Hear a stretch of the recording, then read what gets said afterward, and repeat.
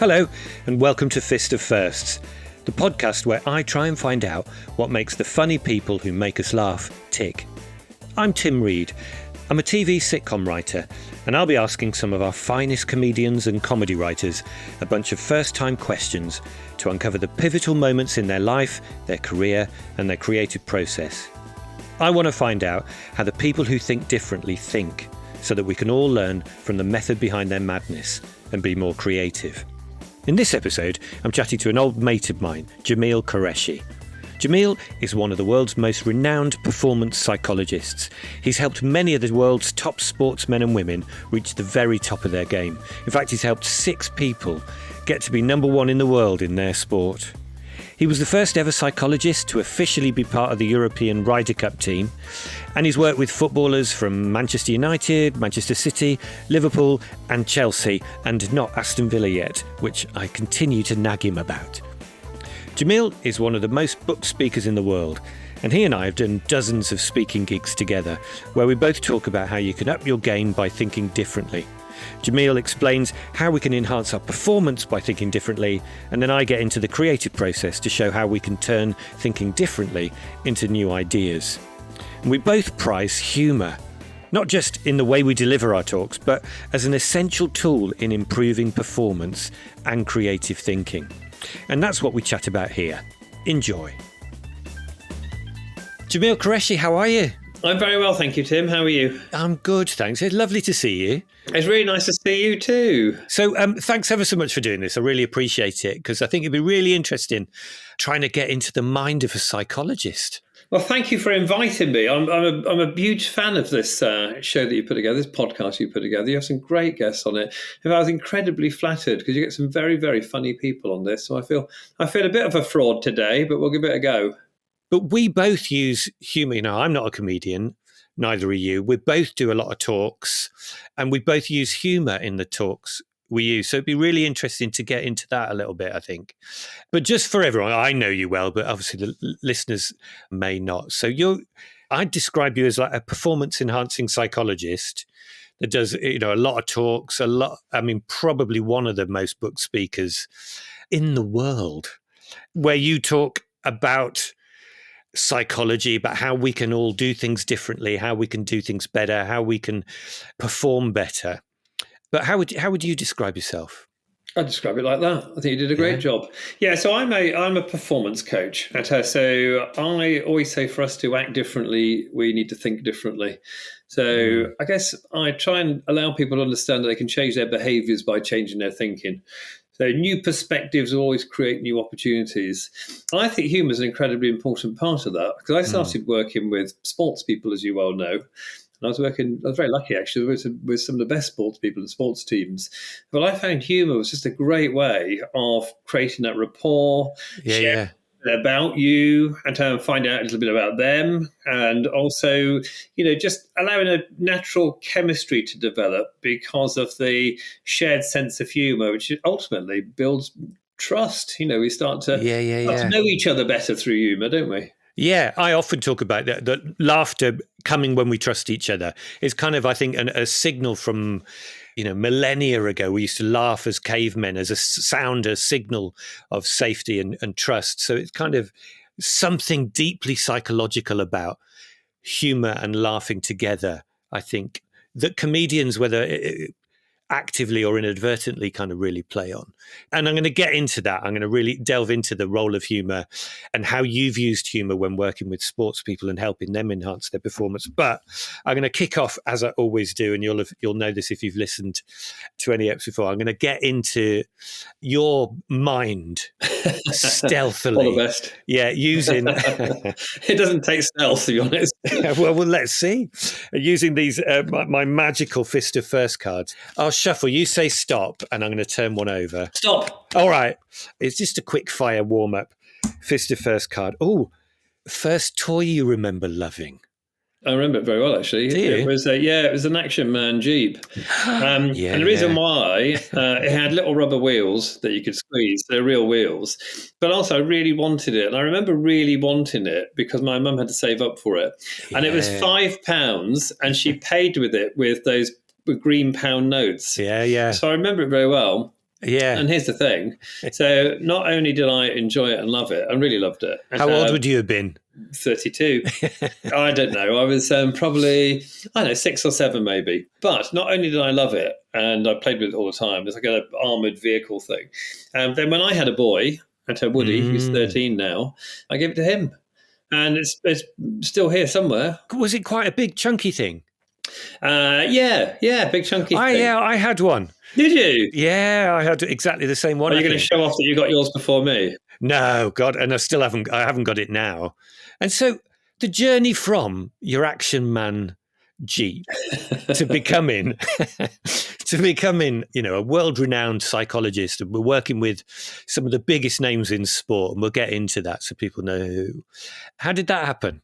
What were you doing before you got into psychology? Yeah, well, it's definitely a road less travelled. Yeah. So, I was actually doing business and marketing. I got sacked from every single job I've ever done.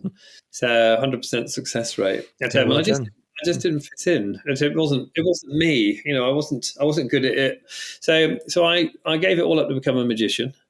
And, I lost everything at her. So, it didn't work out. The magic that I was interested in was mind magic. So I was interested in the stuff that Darren Brown was doing. Yeah. As soon as I got into I went away from magic and into the area of psychology. And as soon as I decided that, look, psychology is the thing that I'm more interested in than magic or business consultancy, I just had huge amounts of luck. It was amazing. On the mind magic then, what were you doing, and how far did you get that? I was doing something called mentalism, which is the art of like mind reading, and so I was combining sort of, I guess, the trickery of magicians with some of the things which you find in, I guess, everyday practical psychology. And I was interested in the stuff that people like Darren Brown were doing. Yeah. So I started to involve myself in that for no other reason than it just interested me. I didn't want to build a career out of it. I didn't want to become that person. I was the only thing I'm interested in, so I might as well just do it. Yeah. So let's go back a step. I then did a talk in a pub in Newark for £30 to 70 drunk people who didn't want to talk on psychology. I talked about psychology because it really interested me. And then it was that moment that someone said to me, my dad likes this sort of stuff, practical psychology. I'll introduce you. So why were you doing the talk on psychology for 30 quid? How did you get that gig? I had nothing else to do. I decided to become a magician. Yeah. I lost everything, and I had nowhere to go, nothing to do. So I just thought I'll go to a pub and get £30 for doing a talk on psychology. But whoa. I mean, what did you do? Walk into a pub and they said, does anyone want to do a talk on psychology for 30 quid? Honestly, it was quite possible, Tim. I don't think we've ever talked about it. It was quite possibly one of the weirdest times of my life. At that point, I was doing all sorts of odd things like that. For example, there was an open mic night in Nottingham in a pub. Yeah. It was just whoever wants to come up and tell some jokes. And so I decided to go and do it. But in fact, I was in the pub and it was announced. So I decided to go up there and do like a 15-minute set with no jokes, nothing. Just off the cuff completely. Yeah. But do you know what, though? I'll tell you what the interesting thing is now. And maybe you can explain this because you might understand more of the psychology than I do. So at the time, I had no material. Yeah. I didn't stand up on stage and talk. None of it. I just went and, stood on, come and tell some funnies, many ones that I remember. But here's the thing, that if you asked me to do that now, I'd say no way. Yeah. So, I stand on a stage and talk for a living every single day. And if you and I were in a pub and you said to me, let's go and do 10 minutes, I'd be too scared. Yeah. Isn't it weird? It is weird. And I guess I'm not to be the amateur psychologist, but I guess one, you'd got nothing to lose, whereas now you have a whole stack of reputation built up over decades of doing exactly that. Whereas at that time there was nothing to lose, no reputation. No, but also having not done it, you didn't know what to be frightened of. It's a total leap of faith, isn't it? And I suppose that becomes a binary thing in a way when there's no baggage. Is do I do it or not? It's one or the other. And you went, I'll go and do it. So, but what went through your brain in that 15 minutes then? I literally can't remember. I remember doing it. I can't give you a joke from that period either. And was it jokes or stories? Was it just... I think it probably would have been a mix of the both. And how did it go? Well, it went really well. I ended up winning. Did you? Yeah, so I then got put on the bill. So the winner got an opportunity to do a set at some other club in Nottingham. I can't remember where. And I went and did it. But you know what? It's funny because when I went and did that, with proper comedians, like Yeah. professional comedians. I was really nervous then when I did it, and even though I'd prepared for it. But, so when I went and did my talk to these people who didn't want to talk on psychology, then someone in the audience said, my dad likes this sort of thing. He was working with Derren Brown. And it was at a time that, I was doing weird things like doing a stand-up set for no reason. So I then started to learn more about performance through Derren and through his friends, the amazing Jonathan Goodwin. He was friends with Pete Furman. Yes. So met some great guys, learned lots. I carried on doing my weird thing in parallel to that, which is, talking about psychology. And then I had lots of good luck. It was a golfer, who saw something that I did, who said, "Can you come and help me?" And I said yes. And can you say which golfer? Yeah, there's a guy called Gary Evans. And Gary Evans was a really good golfer. So he's on a European tour, but a journeyman. I don't think he'd mind me saying that. Wasn't one of the best golfers in the world, but he made more than a living on the European tour. So he's going through a bad patch and said, "Can you help me?" I said yes. I went away and read a book and then came back and, agreed to work with him. And then he almost won the Open. He led for 3.5 days. Wow. And then lost on the final day to Ernie Els. And then he was very generous with his praise for me. And so in the back pages of the Daily Telegraph and the Daily Mail, he said, "Magician helps golfer," which wasn't quite true. But a good headline. Great headline. And then professional sport is such a small world that they immediately started coming to me saying, "Can you come and help me?" So what did he think you'd done for him? I think what I'd done is give him some clarity. If you think about it, and let's go back to the humour bit, that, when you are a professional sports person with world ranking points, at prize money, sponsorship, all of these things that you're trying to hold on to or improve or whatever it might be, there's definitely an intensity and pressure to performance. So, one of the things which I did as much as anything else, was to be a friend to these people. So away from psychological techniques or, here's some things that you can try, you're a sounding board. You're someone to have a beer with in the evening. You're someone who will take the pressure off because you've got a level of rapport, chemistry. You can have a giggle. You can make light of something. And what does that do when you have the giggle and you're making light of something? So introducing humour into the relationship, what's that doing for them professionally? Yeah, it's changing a perspective. It's changing a mood. One of the things that you do as a psychologist, is that you work with states of mind. So people have states of mind, and we perform best when we're in a particular state for that task. So what it's like if you're reading a book and you read 3 lines and you read 3 lines and you read 3 lines, and then you think, what am I doing? I'm read the same 3 lines for the last 10 minutes. So you put a book down. The next day you come back and you read the same book, and you're 70 pages in before you know it. Yeah. And the book is the same, but the state of mind is different. And I think that if you think about it, actually, you think that the richest people in society, actors, actresses, musicians, what they do is they change people's moods. We pay a lot of money for people to come and change our mood. Stevie Wonder, Mark Stevenson always said it, didn't he? He used to say that he can take you from sad to happy in 3 minutes. Yeah. So, I think that, when people have a particular short-sighted, potentially, view of what they've been through, or a narrow perspective of what they've been through, or a particular negative viewpoint of what they've been through, to be able to push people into a different feeling may allow them to move into a different way of acting.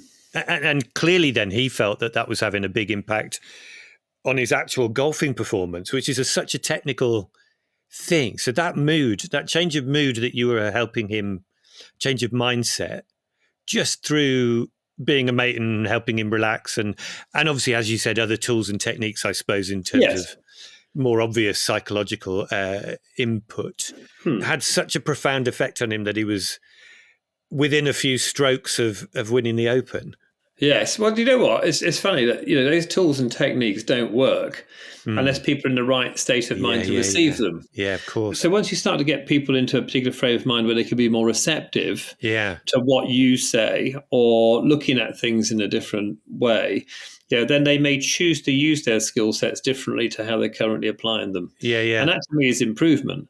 So if you think about it, the best golfers in the world will be incredibly talented, really talented. Technically, they're expert.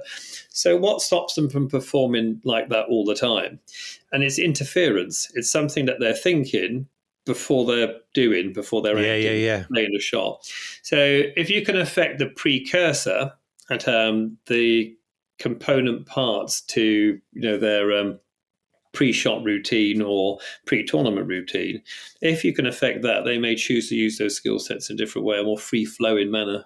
It's so interesting, isn't it? Because it's obvious almost when you say it. You take some of those top golfers in the world, and technically they are all perfect. They're all brilliant. They all know exactly how to do everything. The difference is mindset at the time, I guess. Oh, it is 100%. It's what goes on behind the eyes. Yeah. So, technically, you could almost say that with many of the top 10 in the world, that technically they're pretty much similar. In regard to talent, but how they get the most out of their talent is dependent upon their mindset and attitude towards it. Yeah, and as well as humour, what else were the kind of key mindsets or behaviours that you were trying to have an impact with? Yeah, well, I would say that if you look at people want to be supported, they want to be listened to, they want their needs met. So, I think that once you start to understand people more fully, then you can provide them with what they need to allow them to feel like someone is on their side. I remember, very clearly that the best conversations that I've had where you feel people are moving in a direction, I usually had with good humour. Very rarely do you sit down and shout at someone and they change their mind about something.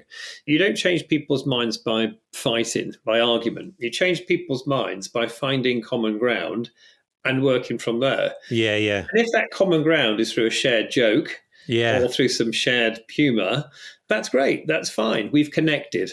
And as soon as you start to connect, then you can be heard better, you can listen better, you understand better.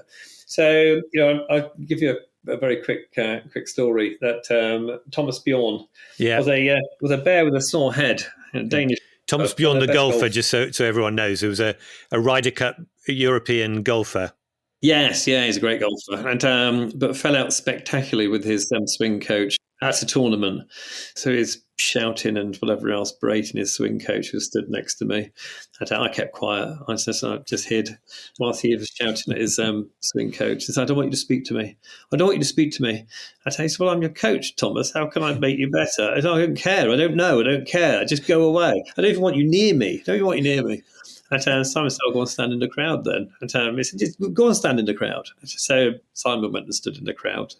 Thomas started hitting balls, angrily for 10 minutes in silence. Didn't say a word to me. I didn't say a word to him. And it gradually got better. And he couldn't resist it. At one stage, he turned around and looked at Simon. And then Simon held up a piece of paper which said 5.8. So, and Thomas laughed. So, in that period of intensity, period of real stressfulness, the millions of dollars on these golf tournaments, Simon had been berated, been shouted at, bawled out.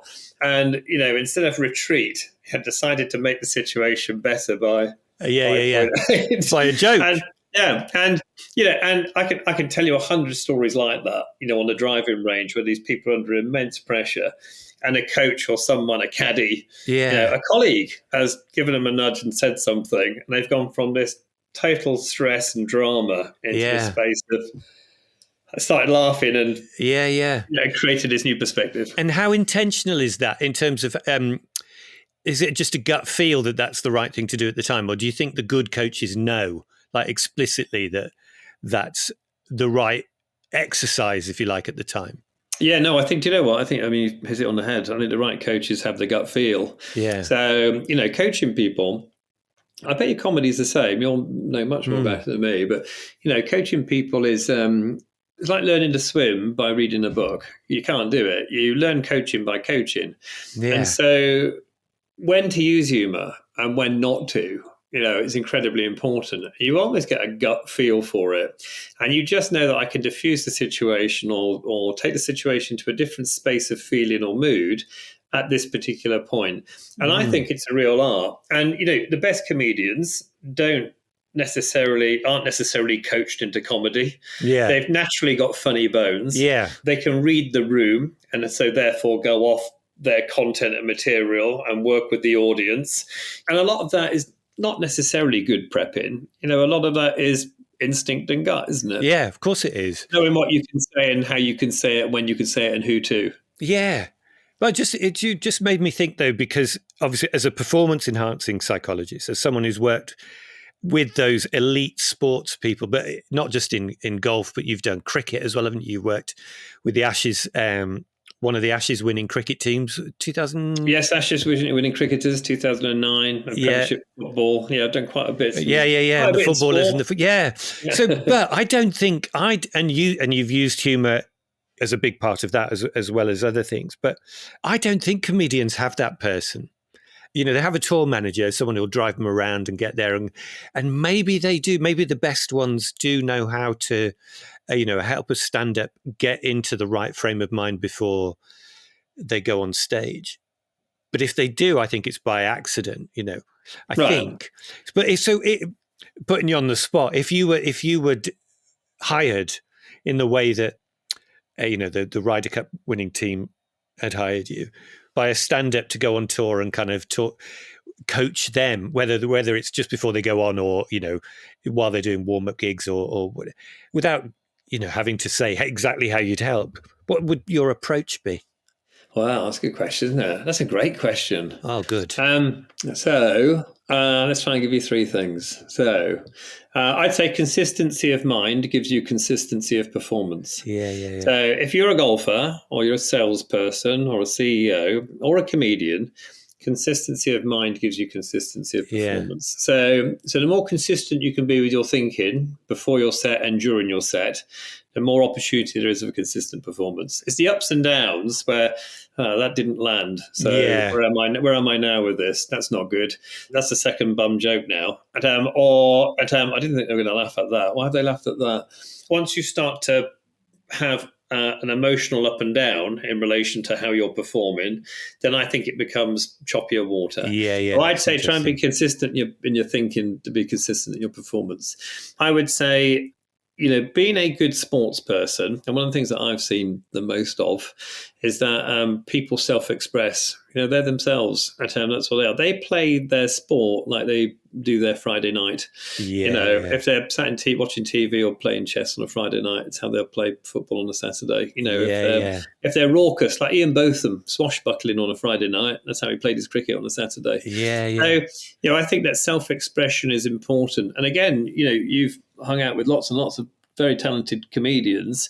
I pretty much would guess that their comedy is an expression of themselves. 100%. If you go out to seek to impress, it's not as good as going out to seek to express, to be ourselves in a context of our workplace. So I would say, go and be yourself. It's an obvious one, but I think it's a true one. And then the other one that I would probably say, to give you 3 tips on this, is that I always like the idea of experimentation. I think that we don't learn and grow unless we experiment. And so there's a DJ who I listen to who's fabulous. And she says that play a tune that, and this you'll correct me on this if it's not true for comedy, but she says, play a tune that they're going to love, then play a tune that you think they might do, and then play one just to try them on. And that's interesting. And then you just repeat that. And it's a really interesting concept, isn't it? But if that third one, that experimentation one, I think it's really useful because that's where you learn, isn't it? I do it when I do my talks. Is that I've got some stuff that I just know will work. I rely on it, and then every now and then I'll throw in something where I think this isn't a bad time for it not to work. If it doesn't work, I've got some great stuff coming up, and I've just done some great stuff. But I'll throw in something and give it a go. And then, by that experimentation, it allows you to develop new content, new material, new thinking. And you get a chance to read an audience differently because you've tried something different with them to what you usually do. Yeah, I think that's such an interesting point. I know a few comedians that do something similar. They'll leave certain bits of their show, their material, their gear, flexible. So they'll leave gaps where they haven't planned it, so that they'll know in the moment that'll be something they'll have to come up with or create at the time. Yeah, I've read a lot of, so Stuart Lee, for one, has been quite open about that there's certain parts of the rhythm of a story that he'll leave, not just to be tailored for the place he's at. A lot of comedians will do that, use something that reflects something about, whether if they're playing in Buxton or Southampton, they'll bring some stuff in that's relevant.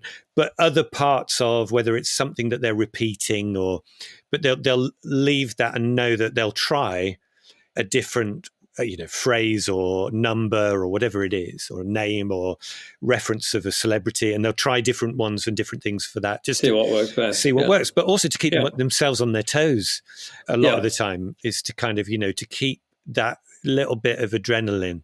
There's another phrase I've heard other comedians use for about that thing, or other writers, performers, leaving space for God.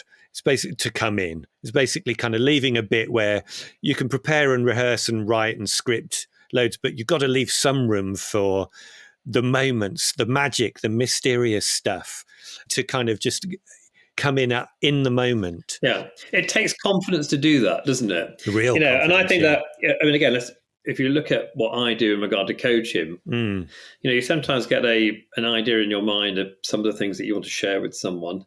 But those little, what I call offbeats, those bits where you sit back and you don't really know what's going to happen next, you create the pause, you create because people don't like silences, they tend to fill them. If you're silent, then you often will get someone who'll just start speaking.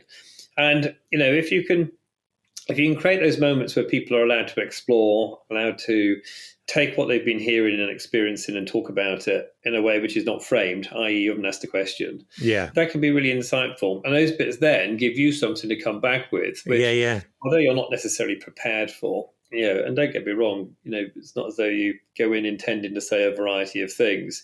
But when you are working with a client, you do know what you're working on. Yes. But those things which are outside of that, the conversations you've been having, can be those breakthrough moments. Okay, time for a quick break. And we've had quite a few entries already in the great Fist of Firsts Celeb Out First competition, or FOFCOF, as it's being talked about in all the right circles. The competition where you send me your prediction for which celebrity was going to be the first to be evicted from this year's I'm a Celebrity, Get Me Out of Here. And remember, the prize for one of the entries that guesses first when the first celeb is eventually evicted, which I think will be this Sunday. It's normally 2 weeks from the start, so that's probably this Sunday, 1st of December. If you guess which celebrity is going to be evicted first, you're in the draw to win the Fist of First card that led to the My Mate's Mum Wiped My Arse Justin Morehouse story. I think it's my favourite story so far of any Fist of First episode. So enter the FOFCOF Fist of First Celeb Out First competition by emailing me your prediction for which celeb is going to get evicted first from the jungle. Email me at fistofirsts@gmail.com. Okay, let's get back to it. And then in your talks then, so the other side of what you do, as well as the coaching, obviously you do an awful lot of talks. You've done TED Talks, you've done talks with Tony Robbins. Did you do? I did 20 minutes and Tony Robbins then did 5 hours after me. I was the warm-up act. So you've done some big gigs. And I know we've done a lot of gigs together where, we've either I've gone on first or after you, and I've loved that. And we've done some great gigs together.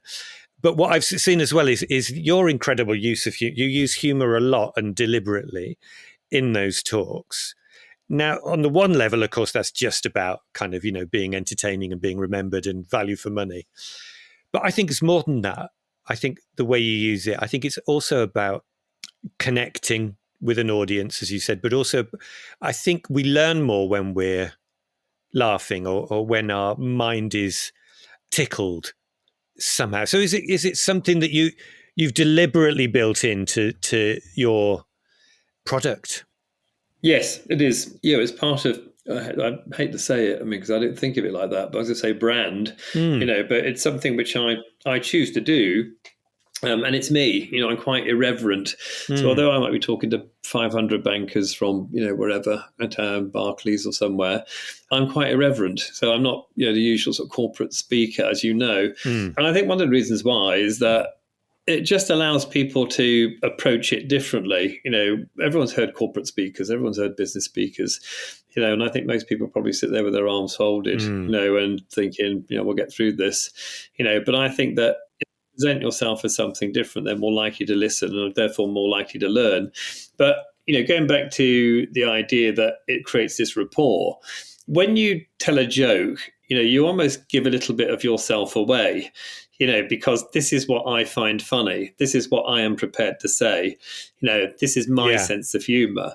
And I think that it is a beautiful way for people to understand you. And so it's one thing getting your content across if you do an hour's talk, for example, but for the ability to get your content across and for people to understand who you are in the context of your content, I think humor is a good way to do it. So, when people hear my philosophies or thinking or there's some of the exercises I might do if it's a workshop, they've got that. So they've got the takeaways and the practicality.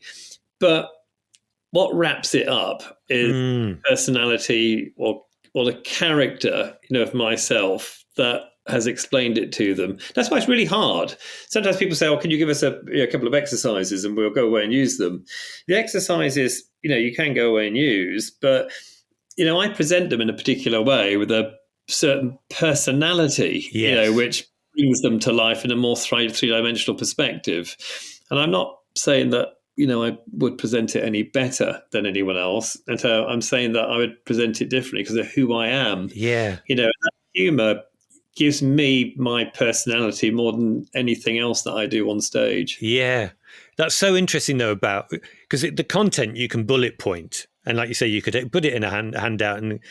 But whether it's around psychology or creativity, the learning comes in how it's all wrapped up, isn't it? That gives you the context, the flavor, the depth, the subtext, the meaning, all of that stuff. And if you wrap it in humor allows you to kind of tell a bigger truth around a subject, not wishing to get too academic about it, but rather than just stating a fact, if you can tell it with humor, it shows different angles that you're coming at it from, if you know what I mean. So if you're saying to somebody, one way to have an idea is to break the rules, that's a fact, and you can kind of go away and do that. But if you then bring that to life with an example that makes people laugh in a certain way, you can kind of get much more meaning from that, because the type of humor you've wrapped it up in, whether it's kind of sarcastic or whether it's truthful and relatable,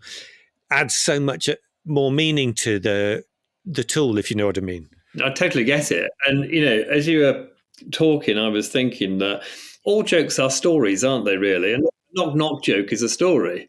And when you tell stories, that one, you change your mood, you allow people a three-dimensional perspective, emotional connection. It's a story which is relevant to you, and because it's yours, and so you're willing to repeat it or say it. So I think that it's almost an essential part of the storytelling that we should involve. Yes, of course it is. So no matter how small the joke is, whether it's 2 sentences, that in itself is this mini story, which all stories, convey so much. Yeah. And it places the subject in the world in a way, doesn't it? If you tell a story around a lesson or a bit of learning, you're actually giving it some life, some personality, something to remember it by.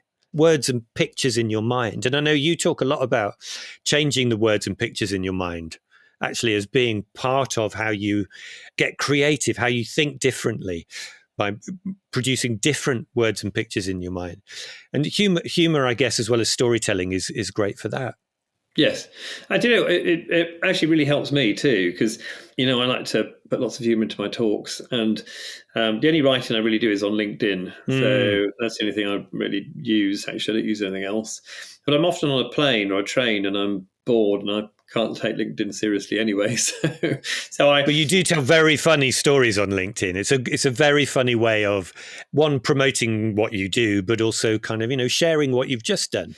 Yeah. With funny stories that then people are going to share because they are funny and entertaining. Yeah. Thank you. Well, I for me, it helps me because I start to think about things in a different manner when I'm writing an article like that. So I'll think, what's funny at this point? Or do you know, a bit like you said about comedians choosing, a different personality or a different name and seeing which one lands better. When I write, that's what I do. And so I may substitute Jacob Rees-Mogg for Michael Gove at some stage and think, yes, Michael Gove's funnier in this sentence. So, but for me, what's quite nice about it is that it's exercising my creativity. So if you said to anyone, and I know some people say, I'm not funny, I can't tell jokes. If you said to anyone that, write a joke or tell a joke off your own and make it up, and, it's a creative process for stimulating my mind, for exercising different parts of my brain, for thinking in a non-linear manner.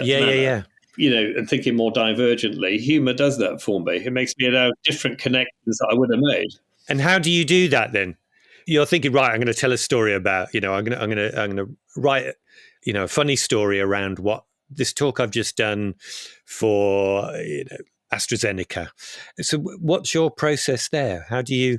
I think I literally think of a couple of things, which are either a couple of jokes, which are very specific jokes. I think I can get these two into something about, and then I think of the theme. So, or alternatively, I do it the other way around, which is I think of a theme. This is quite funny in general, and then try and put some specific jokes into it. So it's one of the two. It's either a couple of other very specific, lines in my head, which I find entertaining. And I say, what would hold them together? What would be the narrative? What would be the sketch? Or alternatively, I'll think of the bigger piece and then think, how can I fit several things into here, which might be entertaining? So one of the things I remember you talking about as a technique that you've used with the elite sports people is, as you were saying about the immediate build up to the performance and getting into the right mindset. I've heard you talk about asking someone to think about how the world's number one behaves in that moment, their morning routine, for example, or where they go and, swing a few clubs, where they stand, how they'd feel while they're doing it as world champion, and try and get people into that frame of mind. Yes, it's called act as if. It's a lovely technique. So if you were number one for being, I don't know, let's say collaborative. So in your office, everyone knows you're number one for being collaborative. If you were, where would you sit in your next meeting on Wednesday? What would you be listening out for? What would you be saying? What would you be doing? How would you be feeling? And what questions would you ask? Who would you share the outputs of that meeting with? So once we imagine that we are it now, we can become it. So, what does it look like now if I was really good at it? And it gives you some insight into, what it could be. And again, do you know what? It's funny because, if you were a comedian and you were going out and doing your performance, what you could do beforehand is think that, if I was really confident tonight, if I was number one at doing this, how would I was Billy Connolly? How would I walk onto stage? What would be my opening line? How would I deliver it? What sort of tone would I take with the audience if this happens? How would I be moving? What would I be saying, doing? You sort of feel your way around the stage as number one. It may just improve your confidence or belief if you need to. Yeah. So I was just thinking, I wonder, do you ever practice what you preach and do anything like that when you're sat on the plane and you're about to write your article? Do you think, I wonder how... Tim Reed would approach this. I wonder how someone as brilliant at writing funny stories as Tim Reed would do it. I was more thinking Billy Connolly, actually. Or it becomes a Reader's Digest article. So National Geographic. So, there's money in it.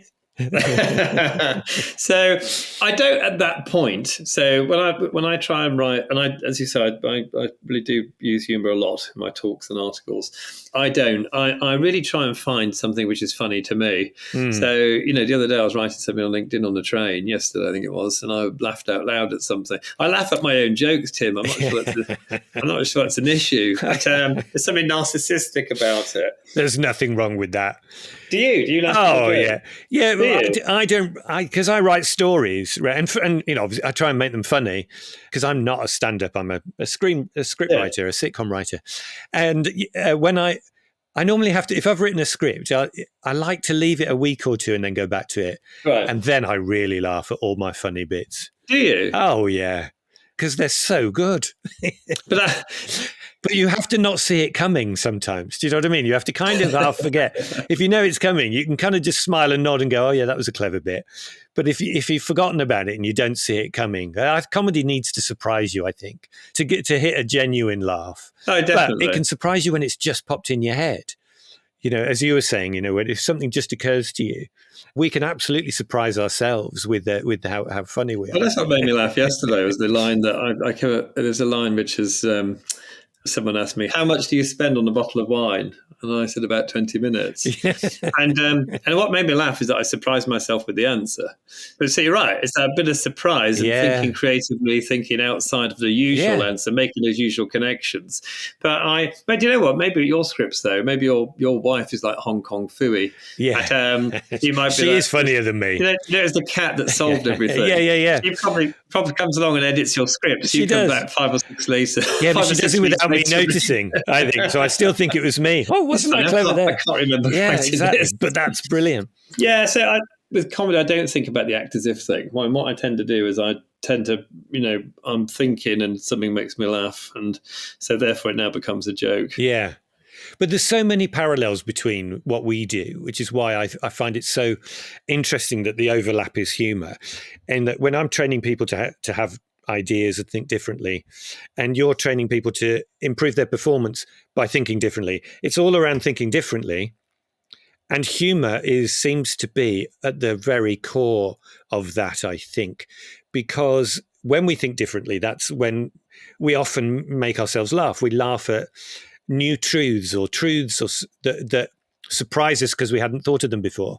And when we're laughing, I think our brain is ready to do things differently. It feels safe enough to do things differently, whether that's, again, enhanced performance or a new idea.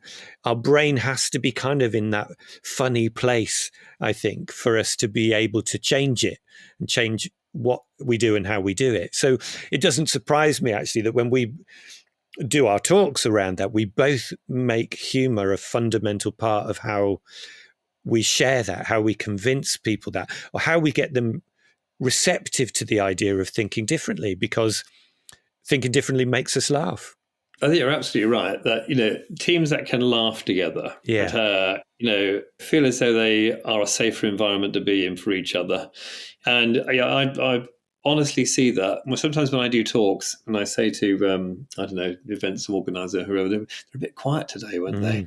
They say, well, because the boss is here. So they're not sure what they can laugh at. Yeah. But, Isn't that interesting? And so not sure what they can laugh at. Because sometimes you tell a joke which is, fairly irreverent. Yeah. It's a bit quieter than usual. A few people laugh and you can see it's a bit suppressed. And it's suppressed. We're not sure we should laugh at that. And then sometimes, I did a talk today for Holland and Barrett. And, the energy in the room was fabulous. They were really, really laughing. And to belly laugh in front of other people. And, to put on your ugly face and laugh uncontrollably. Exactly. And you have to feel safe enough to do that. And I think if you don't feel safe enough to laugh at something that surprised you because it's funny, then you don't feel safe enough to think differently and have a new idea, try something new, to experiment, to be creative. So that signal that we're safe enough to laugh means we're safe enough to experiment as well. And maybe that's why humor is so important in both, performance and creativity. Yeah, you would definitely feel, if you think about it now, and you've got a team of people who are sort of fairly solemn, fairly staid, and you've got another team who are having a laugh together. You'd feel that if you were to suggest a new idea, you're probably better putting it into the team that are laughing.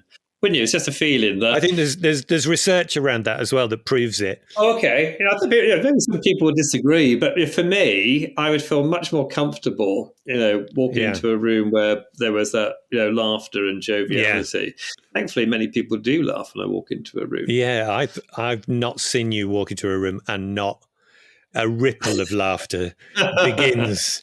Jamil, that was such an interesting chat, but I want just to start to end on that. A few questions for me.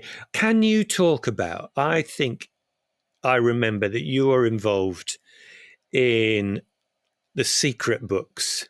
Secret Diary of Adrian Mole? No, not that one. No. The Secret Psychologist. Yeah, the Secret Footballer. So the Secret Footballer is a Premiership footballer who... Yeah, you don't have to tell us who, but... I'm not going to tell you who. No, it's secret. Premiership footballer who was writing in The Guardian about the secrets of the Premiership. And then we wrote a book together called Lessons from the Premiership, How to Win. And that was the Secret Footballer and the Secret Psychologist. Yes. And here's a first for you, seeing as we've done first today. We started with a first, we'll end with a first. We did. Let's do it. I am the Secret Psychologist. Yeah, you are not. I should feel as though I should take off a mask now or something. You should, yeah. Well, it's not a secret anymore, so now you are not the Secret Psychologist. You're such a good interviewer. It's taken a whole hour to get that out of me. I told you I'd get inside the mind of a psychologist. You've been rumbled. Exactly. You could have just asked me at the beginning. We would have been in the bar by now. Oh, yeah, but that doesn't make for a very interesting podcast episode, does it? Amazing. So what's 2025 for Jamil? What you up to next year? I'm more the same, really, to be honest. I'm going to be doing lots of talks for lots of corporate audiences. I'll be working with some sports people. I think, that's about it. One of the things which I am doing better is that I am taking more time out.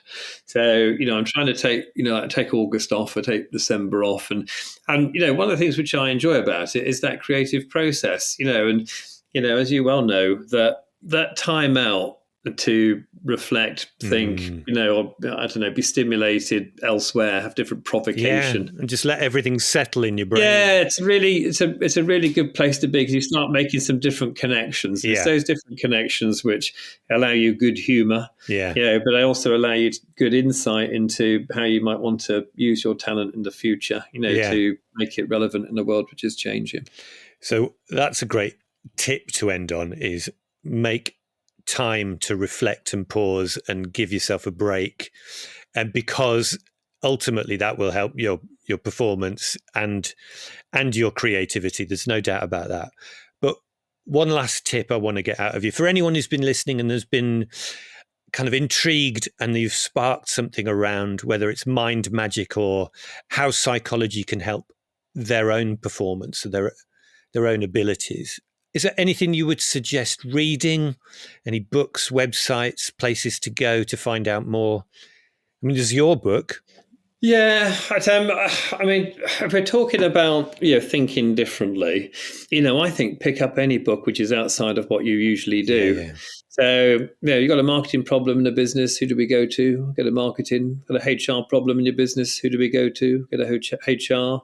These are the people who gave you the problem in the first place. So, we need to think like an outsider. And so, if you bought a book on wood turning because you're an engineer or an artist or a singer, I'm sure you can get something from it. What I tend to do is I tend to try and stay away from books on psychology and business. I'm more likely to be reading autobiographies of my favorite, musical artists, and I think that when I start to get stimulated elsewhere, I, again, make some different connections. So I can always bring it back to psychology or business. But, I would suggest don't read a book on how to think differently. I would go and watch some programs you don't usually watch and then think about how they're put together, what the message is, what the story was, why you like it, why you don't like it. And the more insight we get into ourselves, coming back to the self-expression bit, maybe we'll, find some things that, in our own talents that we start to use more or use differently. Perfect. Brilliant. Thank you, mate. Very nice to see you and speak to you. Thank you so much for having me on this. As I'm a huge fan of yours and your work, as you well know. That's why we're friends, and also of this podcast too. Thank you, mate. If you've ever been lucky enough to see Jamil deliver a talk, I hope that gives you a bit more flavour and depth to some of his insights and principles. And if you haven't heard him speak yet, I hope it tickled your appetite. I love Jamil's act as if method. And I know he's used that with golfers, getting them to act as if they were the world's number one already. From the moment they arrive at the golf club, where would they park their car, to what would they order from a bar, how would they sleep, who would they sleep with, what they'd order for breakfast, where in the practice range they'd go to hit a few pre-match balls. It's a kind of fake it till you make it principle, but it's more about proactively changing the way you see yourself so that you can start thinking differently, to act differently. I buy into what Jamil was saying about valuing time out too. Not just as an act of resting and recharging, but as a vital act of making time and space for our brains to reorganise and then have room for fresh stimulus, fresh thoughts, be ready to think differently. And think like an outsider. I love that. Comedians are masters at it. I mean, many of them are brilliant sideways thinkers and norm pokers because they already think like outsiders. They feel like outsiders. But we can all do that by looking outside of the obvious for fresh inspiration. I use exercises like what would Beyoncé do to get bankers, car makers, brewers to think like an outsider. But reading What Car when you're trying to reorganise your office furniture business, or reading Office Supplies Monthly when you're trying to rebrand your luxury car, thinking from outside your business as usual can unlock great ideas. If you enjoyed this episode, please follow, subscribe, leave a 5-star review, tell your friends. Honestly, all of that really helps with the algorithm, with getting this podcast into more ears, and gives us much more chance of keeping it going. And go back and listen to any of the other episodes. There's loads now, and they're all packed with really useful, interesting stories and useful tools and techniques. And there's some top comedians there sharing their stories and the creative techniques with me. Do subscribe to my email newsletter as well, link in all my bios, and you'll get exclusive Fist of First news, but also info on all of my talks and training programs. Thanks for listening, and see you next time.